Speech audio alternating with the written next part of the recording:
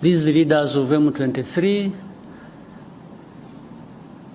and the majority of their fighters came from Uganda, where they had been as refugees who ran away from, or as a result of solving the problem of 2012, 2013, when these people moved to Uganda and others came here.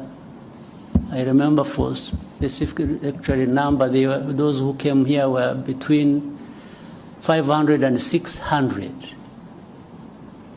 whom we disarmed and gave back arms to the government of DRC at the time.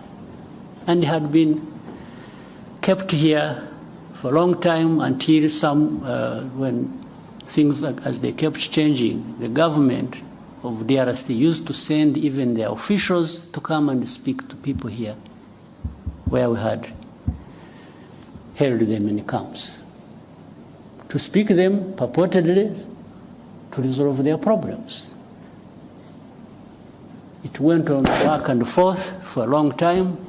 The problems were never resolved. But these are not the ones who started the fighting. And if you want to see where these people, most of them are still here.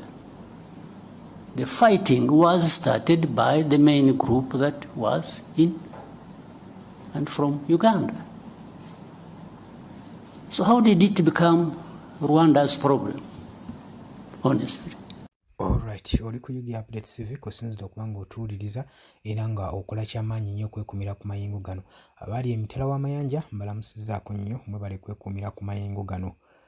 Akatambi ako nga wookawulidde ke katambi akakoleddwa Poul Kagame, President w'e Rwanda, ng'agezaako okunnyonnyola bye bamusibako nga bw'ayagala okubanga yeggyako ekimugambibwa nti ye si y'omu kubakulira oba kuba facilitating akabinja kano aka M23 gwe mukwano gwange ali yampuliriza.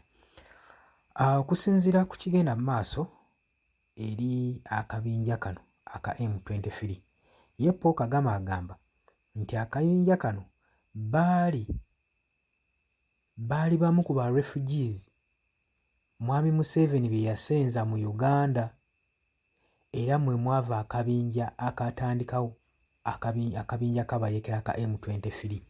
Yagamba abamu ku bo 1,400 ku 3,000 be baasenga mu ggwanga erya Rwanda be baabudamya, abaali bazze n'ebisi era ne babibajjako ne babawaayo eri mu ggwanga erya DRC gwe mukwano gwange. Kati saa zino mugamba nti nno y'omu ku basapootinga akabinja ka M23 baba musibyeko matugambuze kumuliisa ngu, era avuddeyo n'abyesamba n'alaga. Kagame wabanga ayogeddewo atyo kiba kikulambika lipooti yafulumiza ekitongole kya United Nation nga kiraga nti nno waliwo akabinja kabayeekera pa M23 akalabiddwako mu territories ez'e Uganda, ate nabo ne bateegaana. Kitegeeza ki? Nti bwe babanga bwe babeera mu Uganda they feel like they at home, bafiiringa nti no bali wakati balinamu wadde kibatiisa, kubanga bagenda mu maaso n'okukubiramu enkuŋŋaano zaabwe n'okuteeseganya operation zaabwe. Kiba tekikuzzaayo ekya Paul Kagame kyagamba nti akabinja ako kali originated mu Uganda. Kitegeeza enfo zonna eza Uganda baba bazimanyi era baba bamazeeyo ebbanga. Golowooza ki ku ekyo gwe mukwano gwange ali yampuliriza?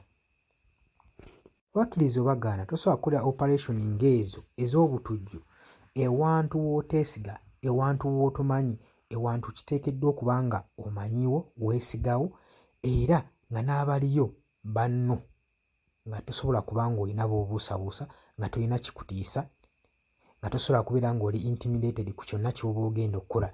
Ensonga lwaki abayeekera bano bafiiringa comfortable nga bali mu ggwanga erya Uganda, nga ye baavaayo ne bakyambika ndi bafiiringa comfortable mu bibuga ebya East Africa, ogeza nga Kampala, South Africa n'ebibuga ebirala bye bamenya ano mu East Africa. Kikulaga nti nno abayeekera bano bali originated mu ggwanga erya Uganda nga Paul Kagame w'ayogera. Golowooza ki? Jja mu comment section otulage endowooza yo. gwagala otweyungako nagambye ddakiri ali wansi waliwo ekigambo subscribe kikooneko ojja kubanga otweyungako ddala bulungi nnyo. Mbaagala nnyo, mweraba.